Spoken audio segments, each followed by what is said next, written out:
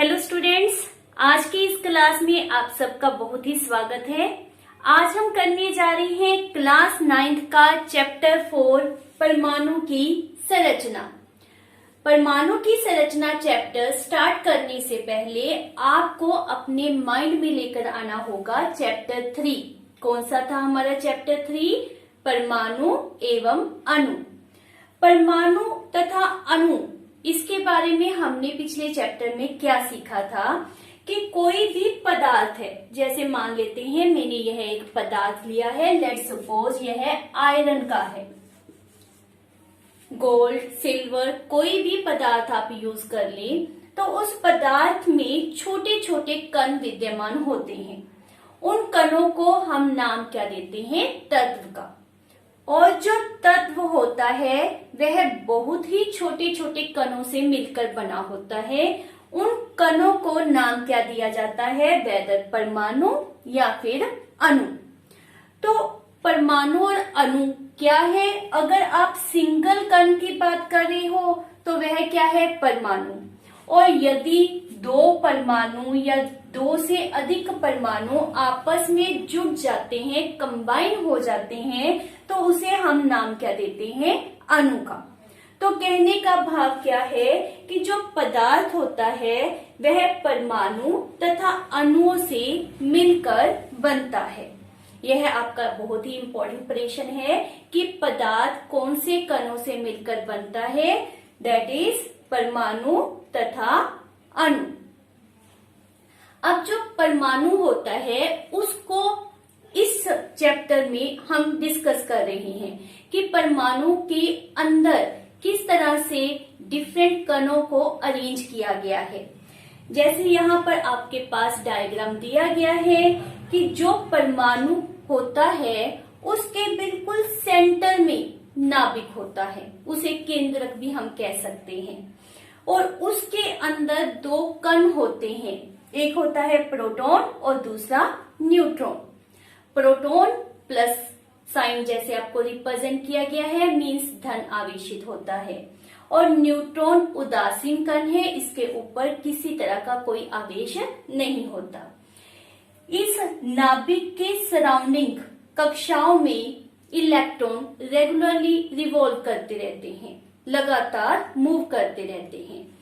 ये जो इलेक्ट्रॉन होते हैं इनके ऊपर माइनस साइन शो किया गया है, मींस ये नेगेटिवली चार्ज पार्टिकल होते हैं। तो यह है परमाणु की संरचना। क्या यह परमाणु की संरचना जो मैंने अभी एक मिनट से भी कम समय में आपको बताई, क्या ये एकदम से ही साइंटिस्ट के माइंड में आ गई? भी साइंटिस्ट को इमीडिएटली पता चल गया कि इसके अंदर ये कण प्रेजेंट है, इस तरह से इन कणों को अरेंज किया गया है? नो, ये बहुत ही हार्ड वर्किंग, बहुत सी रिसर्चेस का रिजल्ट है। सबसे पहले इसके अंदर जो कण प्रेजेंट है, whether electron, proton, neutron, different scientist के द्वारा during the different period of time इनकी डिस्कवरी हुई। फिर जब इनकी डिस्कवरी होगी, then how these are arrange in परमाणु, या यू कैन से दूसरा नाम होता है परमाणु का एटम। तो एटम के इनसाइड इलेक्ट्रॉन, प्रोटॉन, न्यूट्रॉन को किस तरह से अरेंज किया हुआ है उसका पता करना, that is quite tough. Method of procedure वहां पर अप्लाई किया गया, डिफरेंट साइंटिस्ट के द्वारा डिफरेंट रिसर्च की गई, जिसके रिजल्ट डिफरेंट मॉडल्स आए, like the Thompson model and Rutherford model, जिसको आज हम यहाँ पर डिस्कस करेंगे। नो डाउट थॉमसन, रदरफोर्ड, यहाँ तक ही स्टॉपेज नहीं लगा, इसके बाद भी हमारे पास डिफरेंट मॉडल आए। के बाद बोहर मॉडल आया, क्वांटम मैकेनिक मॉडल आया। ऐसे रिजल्ट हमारे पास जो आपके सामने रिप्रेजेंट किया गया है वह परमाणु हमारे पास ऑब्टेन हुआ। तो स्टार्ट कर रही हैं विद द स्टडी कि किस तरह से one by one step wise चलते हुए हमारे पास यह परमाणु ऑब्टेन हुआ। तो शुरू में इन द 19th सेंचुरी वैज्ञानिकों के सामने सबसे बड़ी चुनौती थी कि we have to find out what is atom. Atom क्या है, परमाणु क्या होता है, उसकी संरचना क्या है और उसके गुणों के बारे में पता करना। First of all Dalton scientist के द्वारा एक परमाणु सिद्धांत दिया गया था, जिसके द्वारा रेफर किया गया था कि जो परमाणु होता है वह अविभाज्य है। Means let's suppose this is परमाणु, मीन्स यह अविभाजित है, इसको फर्दर छोटे छोटे कणों में आप विभाजित नहीं कर सकते, ये कहना था हमारे डाल्टन साइंटिस्ट के द्वारा। लेकिन जैसे जैसे फर्दर डिस्कवरीज हुई तो ये पता चला कि जो परमाणु है वह विभाजित हो सकता है, उसके अंदर भी कण प्रेजेंट है। तो उसका सबसे पहले पता चला with the help of static electricity, जिसे हम दूसरा नाम देते हैं घर्षण विद्युत। मीन्स जब आप दो वस्तुओं को आपस में रगड़ते हो तो एक वस्तु से इलेक्ट्रॉन्स मूव करके दूसरी वस्तु में चले जाते हैं। अब किस वस्तु से इलेक्ट्रॉन मूव करेंगे ये डिपेंड करता है कि किस में इलेक्ट्रॉन और नाभिक के बीच में आकर्षण बल कम है। जिसमें आकर्षण बल कम होता है वहां से इलेक्ट्रॉन मूव करके दूसरी वस्तु में चले जाते हैं। तो एज ए रिजल्ट क्या होगा, जिस वस्तु में इलेक्ट्रॉन पहुंच जाते हैं वहां पर आवेश, जिसको कहते हैं नेगेटिव आवेश आ जाता है, और दूसरी वस्तु के ऊपर पॉजिटिव आवेश आ जाता है। यहाँ से इलेक्ट्रॉन मूव करते हैं। तो अब एक के ऊपर पॉजिटिव और दूसरे के ऊपर नेगेटिव आवेश, जिसके कारण दोनों में आकर्षण होगा। क्योंकि हमें अच्छी तरह से पता है जो आवेश एक दूसरे से विपरीत होते हैं, जैसे कि प्लस तथा माइनस, वह एक दूसरे को आकर्षित करते हैं। तो वे दोनों एक दूसरे को आकर्षित करते हैं। इसको एक्सप्लेन करने के लिए हमारे पास बहुत ही सिंपल एक्टिविटी है, जिसे आपने पहले भी देखा होगा। लेट्स सपोज मेरे पास यह कंघी है। इसके द्वारा जब सूखे बालों को कॉम्ब किया जाता है तो इलेक्ट्रॉन ट्रांसफर होता है, जिसे हम कहते हैं घर्षण विद्युत, और इंग्लिश में रेफर किया जाता है static electricity. As a result कंघी के ऊपर चार्ज आ जाएगा, यह आवेशित हो जाएगी तथा कागज के छोटे छोटे टुकड़ों को अपनी तरफ खींचने लग जाएगी। तो मेरे पास यह कंघी है। अब मैंने इसको अपने बालों में कॉम्ब किया। रिजल्ट क्या होगा, यह आवेशित हो जाएगी, और जब हम इसको कागज के टुकड़ों के पास लेकर आएंगे तो जैसे आप देख रहे हो यह कागज के टुकड़ों को अपनी तरफ आकर्षित करती है। तो यहाँ पर हम क्या देख रहे हैं कि यहाँ पर इलेक्ट्रॉन का ट्रांसफर हो रहा है। तो इट मीन्स परमाणु अविभाजित नहीं है। इसमें से कण बाहर निकल सकते हैं या फिर इसमें कण एंटर कर सकते हैं, मतलब ये कणों को ग्रहण कर सकता है। तो यह सिद्ध हो गया with the help of static electricity कि एटम या परमाणु अविभाजित नहीं होता है, उसके अंदर छोटे छोटे कण विद्यमान होते हैं। तो फर्दर हमारे पास रिसर्च हुई इन द 1900। तो इन the year 1900 by the J Thomson के द्वारा एक सब एटॉमिक पार्टिकल की डिस्कवरी की गई, that is known as electron. तो सिद्ध हो गया कि जो हमारा एटम है, जो हमारा परमाणु है, वह अविभाजित नहीं है, वह डिविजिबल होता है, वह विभाजित हो सकता है। इलेक्ट्रॉन जो फाइंड आउट किए गए वो नेगेटिवली चार्ज पार्टिकल थे। उनका मास, जिसको हम द्रव्यमान कहते हैं, वह बहुत बहुत बहुत ही कम था। इन इलेक्ट्रॉन की डिस्कवरी से थोड़ा समय पहले ही एक पॉजिटिव रेस की डिस्कवरी हुई, जिसका नाम दिया गया केनाल रेस, और यह डिस्कवरी की गई थी बाय ई गोल्डस्टाइन। तो ये पॉजिटिवली चार्ज रेस, जिसका नाम हमने क्या रेफर किया है, केनाल रेस या फिर एनोड रेस, इसके अंदर एक सब एटॉमिक पार्टिकल डिस्कवर हुआ जिसका नाम है प्रोटॉन। आप सबको वेल नोन है कि प्रोटॉन जो होते हैं वो इलेक्ट्रॉन से ऑपोजिट चार्ज पोसेस करते हैं। मींस उनके ऊपर जो आवेश होता है वह इलेक्ट्रॉन से ऑपोजिट होता है। इलेक्ट्रॉन के ऊपर कौन सा चार्ज है, नेगेटिव, और प्रोटॉन के ऊपर क्या चार्ज होता है, पॉजिटिव। यदि हम मास की तुलना करते हैं तो इनका मास इलेक्ट्रॉन के मास का 2000 गुना होता है, मतलब ये इलेक्ट्रॉन से भारी होते हैं। नो डाउट मास या इनका जो द्रव्यमान है वह होता बहुत कम है, लेकिन इलेक्ट्रॉन के कंपैरिजन यह भारी होते हैं। तो इस प्रकार से हमारे दो साइंटिस्ट के द्वारा, that is J Thomson and E Goldstein के द्वारा हमारे पास सब एटॉमिक पार्टिकल इलेक्ट्रॉन तथा प्रोटॉन की डिस्कवरी हुई। अब हमारे पास दो पार्टिकल प्रेजेंट हो गए, इलेक्ट्रॉन और प्रोटॉन। तो क्वेश्चन था कि यह एटम के अंदर किस तरह से अरेंज है। अभी हमने डिस्कस किया स्टैटिक इलेक्ट्रिसिटी को, मींस जब वस्तुओं को आपस में रगड़ते हैं तो इलेक्ट्रॉन एक वस्तु से चलकर दूसरी वस्तु में पहुंच जाते हैं, परंतु हम उस समय ये बात नहीं करते कि प्रोटॉन चलकर एक वस्तु से दूसरी वस्तु में पहुंच जाती हैं। इट मीन्स क्या है कि electron expected to be little बाहरली तरफ प्रेजेंट है और जो प्रोटॉन है वो इंटीरियर प्रेजेंट है। तो अब तक की डिस्कवरी से ये हमारे पास श्योरिटी हो गई कि हमारे पास इलेक्ट्रॉन लिटल बाहरली तरफ होंगे और प्रोटॉन जो है वो इंटीरियर ऑफ एटम प्रेजेंट होंगे। एक टर्म और जो हमारे पास कंफर्म हुई कि जो ये दो पार्टिकल कि ये जो दो पार्टिकल हैं प्रोटॉन तथा electron, they carry opposite charge, उनके ऊपर विपरीत आवेश प्रेजेंट होता है। एज ए रिजल्ट जो हमारा परमाणु होगा वह क्या होगा, विद्युत उदासीन, मीन्स उसके ऊपर नेट ना तो कोई पॉजिटिव चार्ज होगा और ना ही कोई नेगेटिव चार्ज होगा। इट मीन्स अगर हमारे पास प्रश्न पूछा जाए कि आपके पास एक परमाणु में एक इलेक्ट्रॉन तथा एक प्रोटॉन प्रेजेंट है, इलेक्ट्रॉन के ऊपर आपको पता है माइनस चार्ज होता है, मीन्स नेगेटिव चार्ज होता है, और प्रोटॉन के ऊपर plus charge means positive charge present होता है।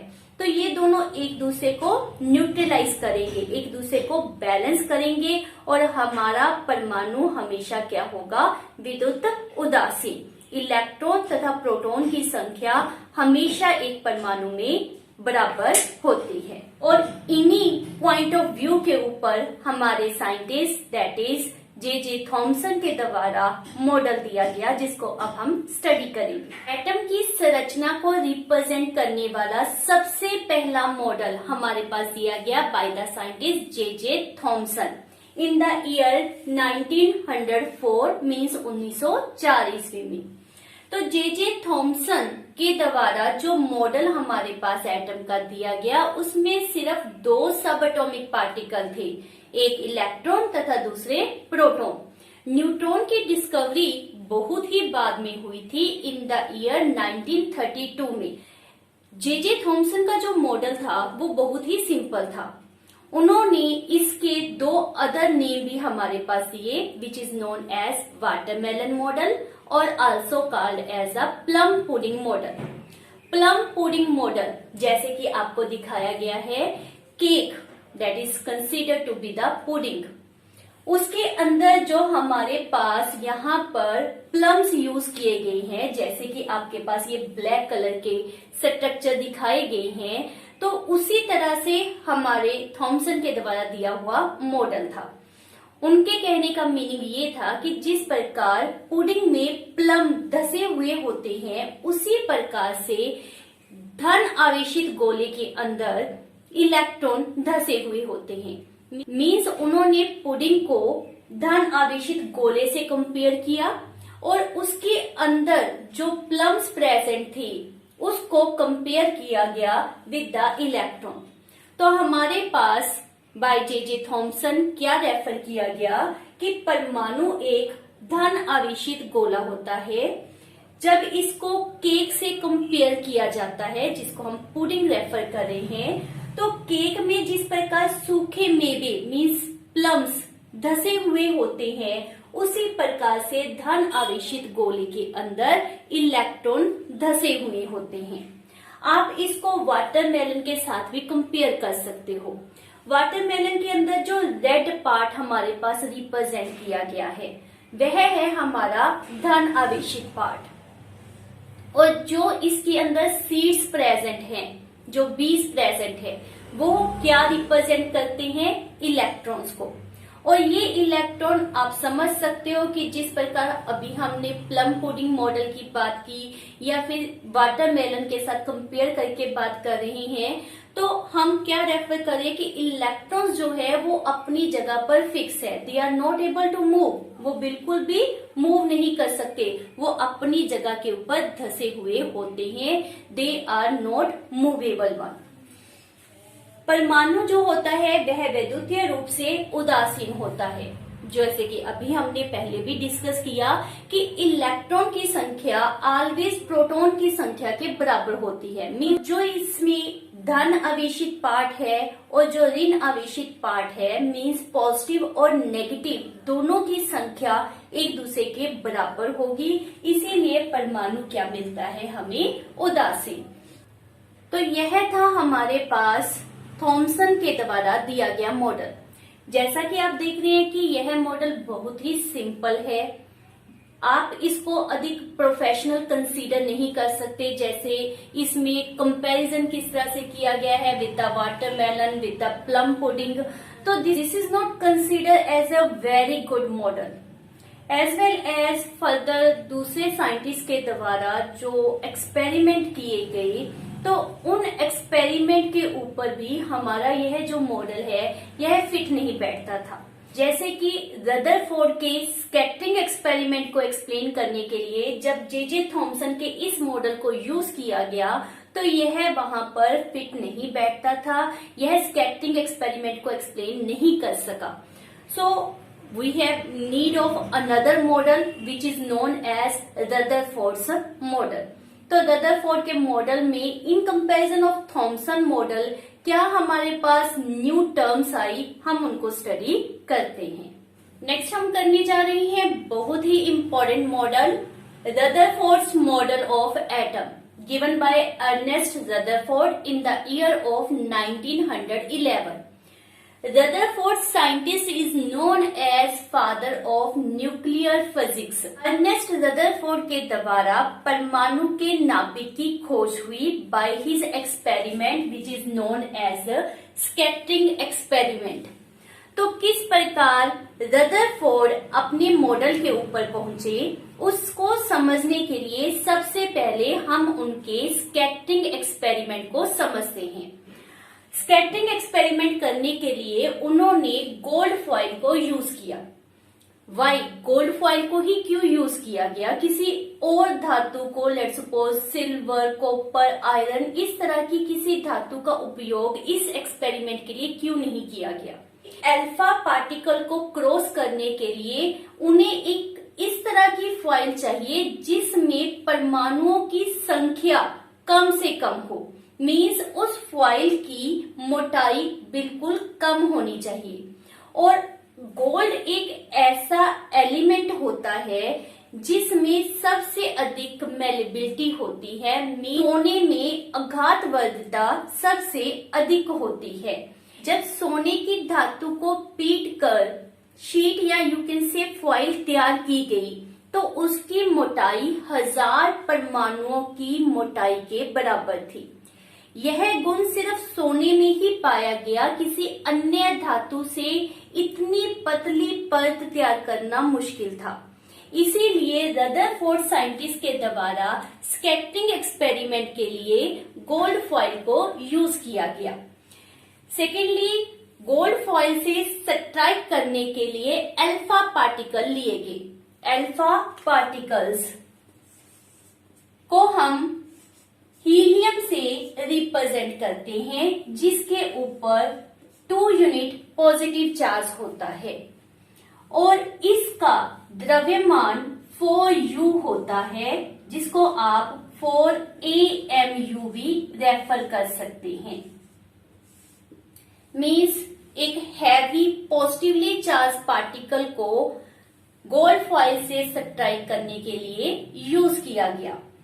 तो ऑब्वियस है, if it has positive charge, तो जब इसको आप एटम से सब्ट्रैक्ट करोगे तो जैसे हमारे पास थॉमसन के द्वारा मॉडल दिया गया था कि परमाणु में क्या होता है, एक धन पॉजिटिव का गोला होगा और उसके अंदर इलेक्ट्रॉन धसे होंगे।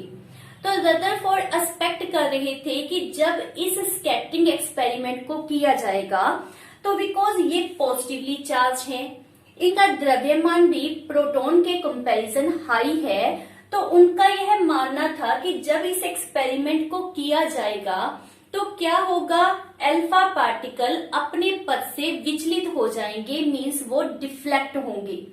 मोस्ट ऑफ अल्फा पार्टिकल के लिए उनके माइंड में क्या था कि वो डिफ्लेक्ट होने चाहिए, लेकिन उनकी सोच से बिल्कुल डिफरेंट रिजल्ट उनको ऑब्टेन हुए जब उन्होंने अपना एक्सपेरिमेंट किया। एक्सपेरिमेंट के लिए सेटअप क्या किया गया, लेड के बॉक्स को यूज किया गया।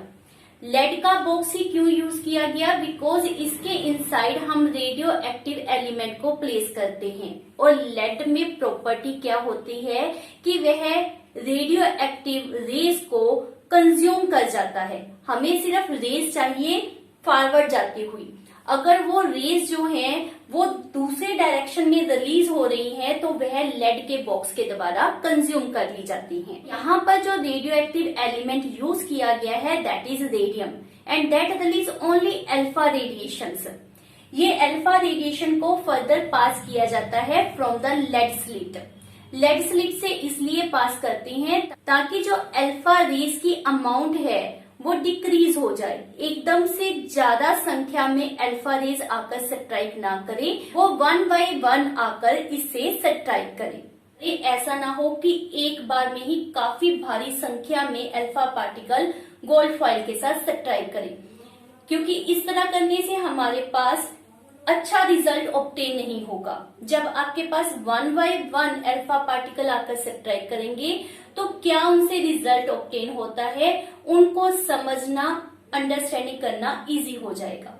तो इसलिए उसके दस्ते में पहले क्या लगाया गया, लेड स्लिट को, उससे निकलने वाली रेस को, अल्फा पार्टिकल्स को गोल्ड फॉइल के साथ स्ट्राइक किया गया। उससे जो रिजल्ट ऑब्टेन हो रहा है उसको हम इस राउंड स्क्रीन के द्वारा नोट करेंगे। तो जब एक्सपेरिमेंट को स्टार्ट किया गया तो रदरफोर्ड ने क्या पाया कि मोस्ट ऑफ अल्फा पार्टिकल बिल्कुल सीधे जा रहे हैं, वो अपने पथ से विचलित नहीं हो रहे, वो बिल्कुल स्ट्रेट जाकर स्क्रीन के ऊपर टकरा रहे हैं। आपको ज्यादा से ज्यादा स्पॉट कहाँ देखने को मिलेंगे, बिल्कुल सेंटर ऑफ स्क्रीन के ऊपर। कुछ अल्फा पार्टिकल ऐसे पाए गए जो बिल्कुल छोटे से एंगल मींस लेस देन 90 के एंगल से डिफ्लेक्ट हुए, जिस तरह से आपके पास यहाँ पर दिखाया गया है। ये एक्सपेरिमेंट रदरफोर्ड के द्वारा अप्रोक्सीमेट 12,000 अल्फा पार्टिकल के साथ किया गया और 12,000 अल्फा पार्टिकल में से सिर्फ एक अल्फा पार्टिकल ऐसा मिला that is bounce back, means वो गोल्ड फॉइल के साथ स्ट्राइक किया, जिस तरह से गया था उसी रास्ते में बिल्कुल वो वापिस आ गया, दैट इज बाउंस बैक। तो ये जो रिजल्ट उसने ऑब्टेन किए उसके बेसिस के ऊपर उसने कंक्लूजन निकाला कि क्या हो सकता है, किस तरह का एटम का स्ट्रक्चर होगा। मींस ये तो कंफर्म हो गया कि जो थॉमसन के द्वारा स्ट्रक्चर दिया गया था वो इस एक्सपेरिमेंट को एक्सप्लेन नहीं कर सकता था। एक्सपेरिमेंट के ये रिजल्ट रदरफोर्ड के लिए बिल्कुल अनएक्सपेक्टेड थे। यह उसके लिए वैसे ही था जैसे कि 15 इंच के शेल को लेट्स सपोज किसी टिश्यू पेपर के ऊपर हिट किया जाए और आप सोच रहे हो कि वो टिश्यू पेपर को क्रॉस करके आगे चला जाएगा और रिजल्ट क्या आता है कि that comes back and hit you. इसको समझने के लिए हम एक एक्टिविटी रिप्रेजेंट कर रहे हैं। लेट्स सपोज यह एक दीवार है जो कि ईंटों से बनी हुई है, उसके सामने कोई बच्चा खड़ा है और उसकी आंखें बंद हैं। अब उसको 10 स्टोन दिए जाते हैं, पत्थर के टुकड़े दिए जाते हैं और वह पत्थर इस दीवार के ऊपर मार रहा है 1 बाय 1। तो जितनी बार यह पत्थर इस दीवार के ऊपर फेंकेगा उतनी बार पत्थर के हिट करने की आवाज इसके कानों में सुनाई देगी। अगर यह पत्थर 10 बार मारता है तो 10 बार इसे आवाज सुनाई देगी, बिकॉज ये जो वॉल लगाई गई है, जो दीवार लगाई गई है, वह बहुत हार्ड है।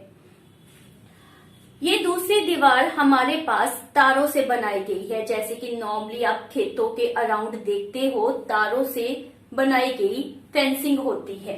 अब बच्चा 10 बार स्टोन इसके ऊपर लगाता है।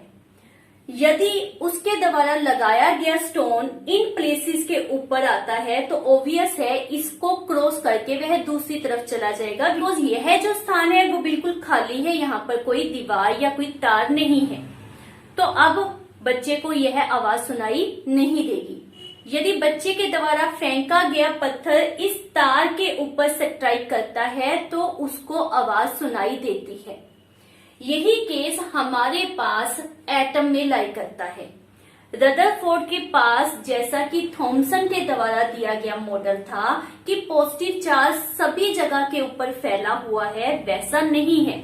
और यदि वैसा होता तो अल्फा पार्टिकल डिफ्लेक्ट होते बड़ी संख्या में, परंतु हम क्या देख रहे हैं कि अल्फा पार्टिकल तो आगे चले गए।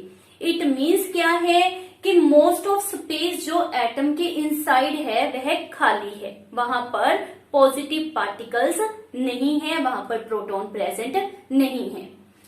थोड़ी बहुत डिफ्लेक्शन हमें मिलती है विद अ स्मॉल एंगल, जैसे कि अभी हमने रेफर किया।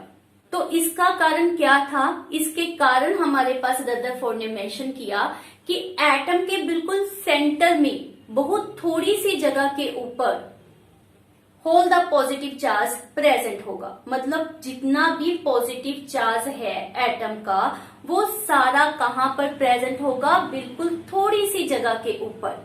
और उसको रदरफोर्ड के द्वारा नाम दिया गया न्यूक्लियस, या यू कैन से नाभिक का। ये थी नाभिक की डिस्कवरी के पीछे experiment that is known as scattering experiment. तो इट मीन्स पॉजिटिव चार्ज या प्रोटॉन्स सारी जगह पर नहीं फैले हुए, वो एटम के अंदर बहुत ही छोटी जगह के ऊपर विद्यमान होते हैं। लास्ट पॉइंट जिसमें उन्होंने रेफर किया था कि 12,000 में से सिर्फ एक पार्टिकल ऐसा था जो बाउंस बैक हुआ। तो इसका रीजन क्या है? अब जो अल्फा पार्टिकल है, नो डाउट वो हैवी पार्टिकल है, तो उनके बाउंस बैक होने का रीजन क्या है कि एटम का मीन्स परमाणु का जितना भी भार है वो सारा भी कहां पर विद्यमान है? नाभिक के अंदर, मीन्स उस छोटी सी जगह के अंदर जिसका साइज एटम के कंपैरिजन बहुत ही कम है। तो सारा का सारा पॉजिटिव चार्ज और जितना मास है, जितना द्रव्यमान है, वो एटम में कहां पर प्रेजेंट होता है? इन द न्यूक्लियस, नाभिक के या केंद्र के इनसाइड प्रेजेंट होता है। ये थे कंक्लूजन्स जो स्कैटरिंग एक्सपेरिमेंट के द्वारा रदरफोर्ड ने ऑब्टेन किए, और इसी बेसिस के ऊपर रदरफोर्ड ने हमारे पास रदरफोर्ड्स न्यूक्लियर मॉडल पेश किया। तो यह है हमारे पास रदरफोर्ड का न्यूक्लियर मॉडल। तो इसमें हमारे पास फर्स्ट पॉइंट क्या दिया गया है? परमाणु का केंद्र धन आवेशित होता है, मींस प्रोटॉन्स कहां पर प्रेजेंट होते हैं? परमाणु के नाभिक के इनसाइड। परमाणु के केंद्र को हम नाम क्या देते हैं?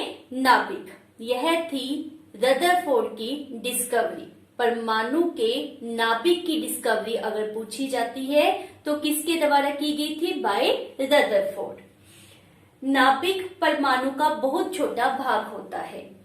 तो बच्चों, जो परमाणु का साइज है, मींस परमाणु की रेडियस की यदि हम बात करते हैं तो वह होती है 10 की पावर -10 मीटर। और जो परमाणु का केंद्र है, परमाणु का नाभिक है, उसका साइज होता है 10 की पावर -15 मीटर। इसका क्या अर्थ है कि जो परमाणु के नाभिक की रेडियस होती है, त्रिज्या होती है, वह परमाणु की त्रिज्या के कंपैरिजन 10 की पावर 5 टाइम्स कम होती है। तो हम समझ सकते हैं कि जो नाभिक है उसका साइज बहुत ही छोटा होता है, परंतु यह भारी होता है क्योंकि परमाणु का द्रव्यमान कहाँ पर होता है, उसके नाभिक में। इलेक्ट्रॉन नाभिक के चारों ओर गोलाकार कक्ष में घूमते हैं, जैसा कि आपको दिखाया गया है। इलेक्ट्रॉन जो होते हैं वह नाभिक के अराउंड गोलाकार कक्ष में घूम रहे होते हैं। यहाँ पर बिल्कुल opposite to the Thomson point of view रखा गया है।